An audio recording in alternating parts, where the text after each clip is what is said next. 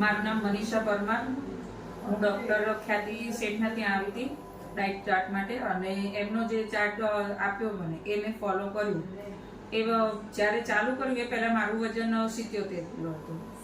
અત્યારે 2 મહિના થયા છે અને મારું 71 કિલો થયું વજન. અને એમનો ડાયટ ચાર્ટ જે મને આપે છે એ મને ભાવે છે બધું, અને જે અમને અનુકૂળ હોય અને અમને ફાવતું હોય એ રીતનું જ બધું હોય છે. કે અમારે જે કોઈ વસ્તુ ભાવતી ન ભાવતી એ બધું એ ધ્યાન રાખે છે. અને એમના ડાયટ ચાર્ટથી ઘણો ફાયદો છે.